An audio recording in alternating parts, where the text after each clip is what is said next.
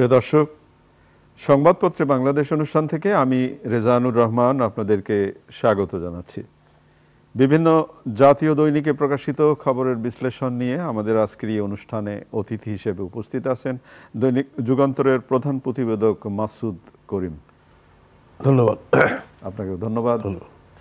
পত্রপত্রিকায় প্রকাশিত কয়েকটা গুরুত্বপূর্ণ শিরোনাম আপনাকে পড়ে শোনাই আমি, তারপর আমরা আলোচনায় যেতে চাই। প্রথম আলো, জাতিসংঘে যাচ্ছে পাকিস্তান, নদীর পানি কমিয়েছে ভারত। রাখাইন পরিস্থিতি, করিডোর নিয়ে চুক্তি হয়নি। নতুন করে আসা 1,18,000 রোহিঙ্গার নিবন্ধন। গণতান্ত্রিক শাসন ব্যবস্থা কার্যকরে দরকার, গণমাধ্যমের স্বাধীনতা। দৈনিক যুগান্তর, স্বাধীনতার 54 বছরেও কেউ খোঁজ রাখেনি, 1400 শহীদ পরিবার নিখোঁজ। হেফাজতে 84,000 নেতাকর্মীর বিরুদ্ধে ঝুলছে মামলা। শেখ হাসিনা নির্দেশেই আলেমদের হত্যা। খালেদা জিয়া দেশে ফিরছেন আগামীকাল।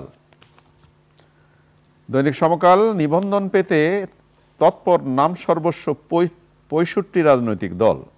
মিয়ানমারের সঙ্গে প্রক্সি যুদ্ধে জড়াবে না বাংলাদেশ। সম্পাদক পরিষদের আলোচনা, সাংবাদিকদের মামলা দিয়ে ভয়ের পরিবেশ সৃষ্টি করা হচ্ছে।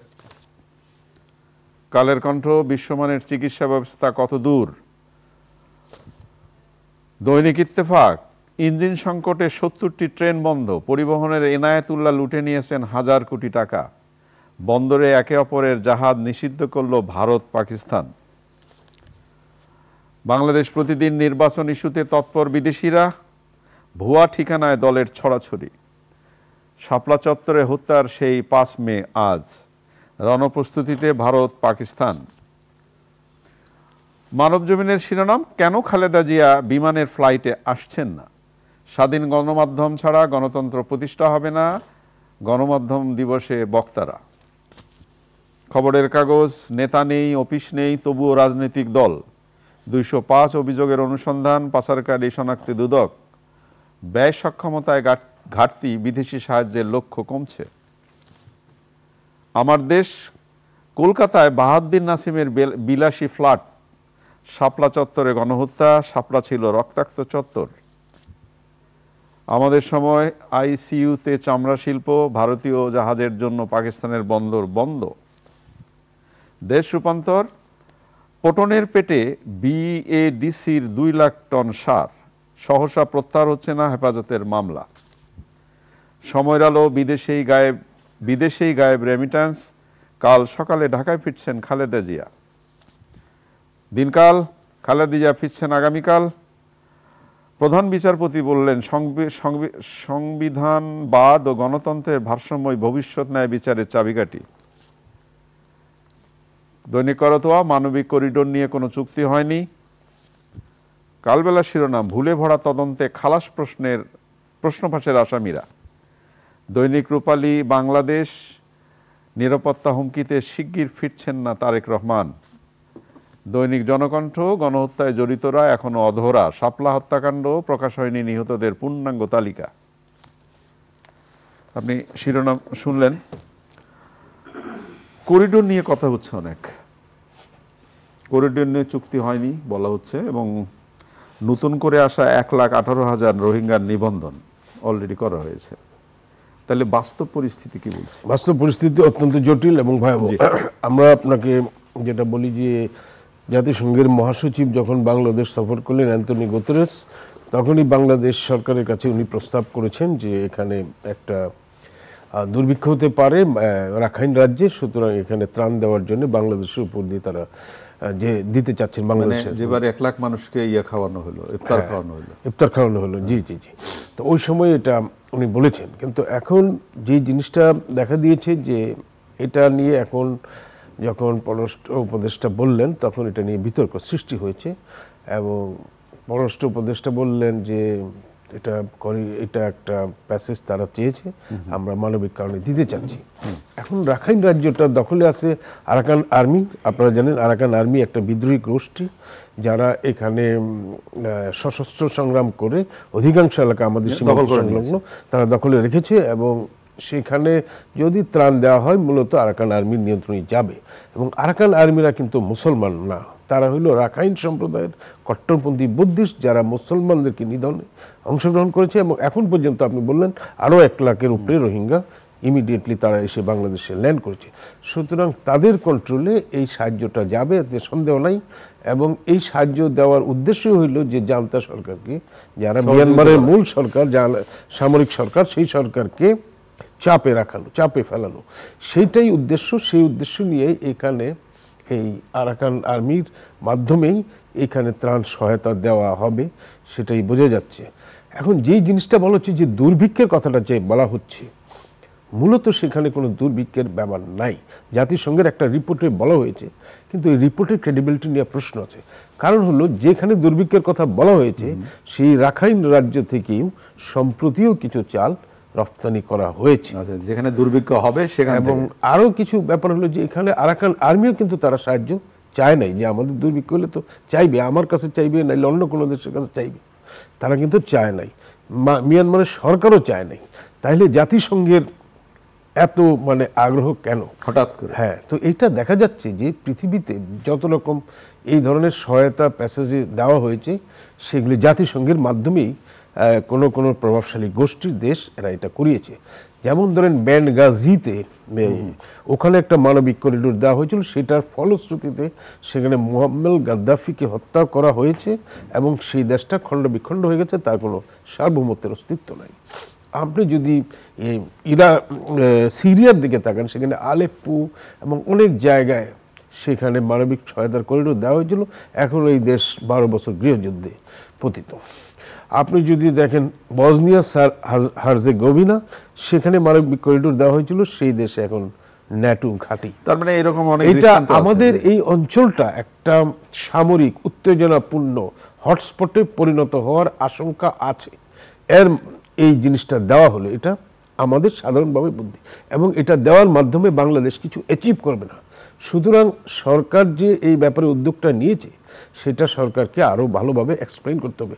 বলেছেন কালকে জাতীয় নিরাপত্তা উপদেষ্টা যে এটা চুক্তি হয় নাই, আলোচনা হবে, সকল ক্ষেত্রে চুক্তির প্রয়োজন হয় না। দুইটা দেশের মধ্যে সমঝোতার মাধ্যমে আপনি দিতে পারেন, সমঝোতা ছাড়াও দিতে পারেন। এই যে জাতিসংঘের কথা বললে দিয়ে দিলাম আমরা, সরকার অনুমতি দিয়ে দিতে পারে, সেটাই একটা শূন্য সংকীর্ণ ছিদ্র পথে সেটা একটা বড় সংকটের জন্ম দিতে পারে। যেই সংকটটা আমরা রোহিঙ্গাদেরকে আশ্রয় দিয়ে এখন তার গলার কাটা হয়েছে, এখন আবার এই ধরনের মানবিক সংকটের নামে আরেকটা নতুন সংকট এই অঞ্চলকে, যেটা আমরা যদি আজকে দেখি সাউথ চায়না সিতে আজকে কি হচ্ছে, তাইওয়ানকে ঘিরে কি হচ্ছে, এই অঞ্চলটা যদি সামরিক উত্তেজনাপূর্ণ হয়, সেটা বাংলাদেশের জন্য তো নাই, এই অঞ্চলের জন্য স্টেবিলিটি রক্ষা করবে না। তো সুতরাং আমি মনে করি যে অন্তর্বর্তী সরকার, যে সরকার অভ্যন্তরীণ গণতন্ত্রের উত্তরণের একটা অঙ্গীকার নিয়ে এসেছে, যে সরকার মানুষের অধিকার, অভ্যন্তরীণ মানুষের অধিকার প্রতিষ্ঠার কথা বলেছে, অভ্যন্তরীণ সংস্কার শুরু করার কথা বলে অঙ্গীকার করেছে, সেই সরকার এই সমস্ত বিষয়ে অগ্রাধিকার না, যে সমস্ত বিষয়গুলি সেইগুলির দিকে নজর না দিয়ে আভ্যন্তরীণ পরিস্থিতিকে নজর দিলে ভালো হবে। আর যদি তারা তারা যে এইসব নিয়ে এখন কথাবার্তা বলছেন, এই জিনিসটা কেন করছেন সেটা জনগণের কাছে ব্যাখ্যা করতে হবে। কারণ কোনো রকম রাজনৈতিক মতৈক্য ছাড়া এই ধরনের বড় ধরনের কোনো সিদ্ধান্ত নেওয়া উচিত কিনা আজকে সেটাই বিবেচ্য বিষয়। অনেক ধন্যবাদ আপনাকে। গণমাধ্যমের স্বাধীনতা নিয়ে অনেক প্রশ্ন উঠেছে হঠাৎ করে। গণমাধ্যম ছাড়া গণতন্ত্র সম্ভব নয়। সংবাদপত্র পরিষদের সভাপতি বলেছেন যে গণহারে সাংবাদিকদের নামে হত্যা মামলা দায়ের করা হচ্ছে, এর প্রতিবাদ করেছেন তিনি। 266 জন সাংবাদিককে খুনের মামলা এবং ভায়োলেন্স ক্রাইমের আসামি করা হয়েছে, এটা তিনি উদ্বেগ প্রকাশ করেছেন। আমি উদ্বেগ প্রকাশ করছি, কারণ হইল যে এই যে কয়েকদিন আগে, কালকে পরশুদিন গেল গণমাধ্যম দিবস গেল, আন্তর্জাতিক, যেটা 3রা মে, যেটা জাতিসংঘ স্বীকৃত দিবস, সেই দিবসে কারা জানি একটা রিপোর্ট প্রকাশ করেছে, আমি ডিটেলটা পড়ি নাই, যে আমাদের গণমাধ্যমের স্বাধীনতা বাড়ছে, আরো ভালো হয়েছে, 16 ধাপ উন্নতি হয়েছে। আমরা কিন্তু এই দেশে থেকে গণমাধ্যমের কর্মী 16 ধাপটা কোথায় দেখলাম? কোনো উন্নতি কিছু আমরা দেখতে পাচ্ছি না। আমরা যেটা দেখতে পাচ্ছি যে তিমিরে ছিল গণমাধ্যম তার থেকে নেমেছে কিংবা সেই অবস্থাতে তার চেয়ে কোনো উন্নতি হয় নাই। রিসেন্ট যেটা এক এক সময় তো এক এক ধরনের হয়। আওয়ামী লীগের আমলে, শেখ হাসিনার আমলে যে ধরনের গণমাধ্যম নিয়ন্ত্রণের সিস্টেমটা ছিল, যে গোয়েন্দা সংস্থা থেকে ফোন করতো বা নানা রকমভাবে চাপ ছিল সরকারের থেকে বা রাজনৈতিক দল থেকে, এখনকার সিস্টেমটা একটু চেঞ্জ হইতে পারে কিন্তু কোনো রকম উন্নতি হয়নি। একটা হইল যেটা 266 জন সাংবাদিকের নামে খুনের মামলা, ভায়োলেন্স ক্রাইমের মামলা, এইটা হইল গণমাধ্যম নিয়ন্ত্রণের হাতিয়ার। আরেকটা ঘটনা বলি, সকল অ্যাক্রেডিটেশন কার্ড বাতিল করে দিলেন, সেটার কোনো উন্নতি হয় না এখন পর্যন্ত। আরো ঘটনা আছে যে অনেক জায়গায় মিডিয়াগুলির মধ্যে টার্মোয়েল হচ্ছে, যে মিডিয়ার ভেতরে নানা রকম চাপ প্রয়োগ করা হচ্ছে পরিবর্তন করার জন্য ইন্টারনাল, সেইগুলি ট্রান্সপারেন্ট ওয়েতে হচ্ছে না। একটা মিডিয়াতে সাধারণত যদিও সরকার এগুলি বলছে যে এগুলি তারা প্রাইভেট মিডিয়া নিজেরাই করছে, কিন্তু সর্বশেষ কি দেখলেন যে একজন উপদেষ্টাকে একজন সাংবাদিক প্রশ্ন করলেন, পরের দিন দেখা গেল সাংবাদিকের চাকরি নেই। এখন যদি সরকার বলে যে আমরা কোনো চাপ দিচ্ছি না, আমরা এটা তো মানুষের কাছে বিশ্বাসযোগ্য করানোর জন্য সরকারকে সেই ধরনের পদক্ষেপ নিতে হবে। তো আমি যেটা বলবো যে আমাদের গণমাধ্যমের স্বাধীনতা এখনো প্রতিষ্ঠিত হয় নাই। আপনি যদি গণতন্ত্রে উত্তরণের পথে যেতে চান, যে কোনো সরকার হোক, যে দেশের রেপুটেশনও খারাপ হবে, দেশের মানুষ, একটা জনগণ হইলে একটা দেশের ক্ষমতার উৎস এবং সেই দেশের মালিক। সুতরাং জনগণের কথা বলার আর তো কোনো মাধ্যম এই মুহূর্তে নাই, এখন তো পার্লামেন্টও নাই, একটি মাত্র মাধ্যম, সেটা হলো গণমাধ্যম। আচ্ছা, গণমাধ্যম যদি স্বাধীনভাবে কথা বলতে না পারে তাহলে দেশের মানুষের কোনো অধিকারের কথা কেউ বলতে পারবে না। আচ্ছা মাসুদ করিম, আপনাকে একটা ছোট্ট প্রশ্ন করতে চাই প্রাসঙ্গিকভাবে। এই যে আমাদের যুগান্তকারী আন্দোলনটি হলো, সেই আন্দোলনে আমাদের নারীদের অংশগ্রহণ ছিল সবচেয়ে অগ্রণী ভূমিকা জায়গায়, বিশেষ করে ঢাকা বিশ্ববিদ্যালয়ে গভীর রাতে মিছিল, সেই মিছিলেও আমরা নারীদের অংশগ্রহণ দেখেছি। তো এই নারীর প্রতি যে সহিংসতার উদ্বেগটা দেখানো হলো একটি সমাবেশে, এবং যেভাবে একটি কুশপুত্তলিকাকে প্রহার করা হলো বা যা করা হলো, তো সব কিছু মিলে এইরকমের একটি কর্মকাণ্ডে আমি একটু জাস্ট জানার জন্য, সরকারের পক্ষ থেকে কোনো বক্তব্য নেই কেন? সেটাই আমরা তো আশা করি যে যেহেতু এটা সংস্কার কমিশন তারা গঠন করেছে, সরকার অন্তর্বর্তী সরকার নারী সংস্কার কমিশন তারা গঠন করেছে, এবং নারী সংস্কার কমিশনের যে সুপারিশমালাগুলি দিয়েছে, সেই সুপারিশমালাগুলি আমাদের যারা ইসলামপন্থী রাজনৈতিক দলগুলি আছে, বিশেষ করে হেফাজতে ইসলাম রাজনৈতিক দল না হইলেও তারাও কিন্তু একটা ধর্মীয় সংগঠন, একটা বৃহত্তর ধর্মীয় সংগঠন, তারা এই জিনিসটার কিছু কিছু অংশ নিয়ে প্রতিবাদ হতে পারে। কিন্তু আমি আপনি যে প্রশ্নটা বলছেন, আমি আপনার সঙ্গে একমত যে এখানে আমাদের নারীকে অপমান করা, অবমাননামূলক উপায়ে প্রতিবাদ করা, সেটা কিন্তু গ্রহণযোগ্য হতে পারে না। কারণ এটা একটা যারা বলছেন যে এটা ধর্মীয় আইন যেটা আছে, সেই আইনের সঙ্গে সাংঘর্ষিক, ওই নীতিমালা আলোচনা হতে পারে। কারণ এই বিষয়টা তো একটা সুপারিশ, এই সুপারিশ তো গৃহীত হয় না এখনো। এই সুপারিশমালা গৃহীতর জন্য রাজনৈতিক মতৈক্যের প্রয়োজন আছে, এবং যে সমস্ত রাজনৈতিক দলগুলি এখানে প্রটেস্ট করছেন তারাও মতামত দিতে পারেন এবং দিয়েছেনও, তারা শুধু ভিতরে না বাইরে রাজপথেও তারা দিচ্ছেন। আমি বলছি সেই দেওয়াটা যেন আমাদের নারী সমাজকে, শুধু আপনি যে আন্দোলনের কথা বলছেন সেটা তো না, একটা জাতি কতটা অগ্রসর সেটা হলো তার নারীর স্বাধীনতা কতটা আছে, সেটাও কিন্তু একটা মানদণ্ড।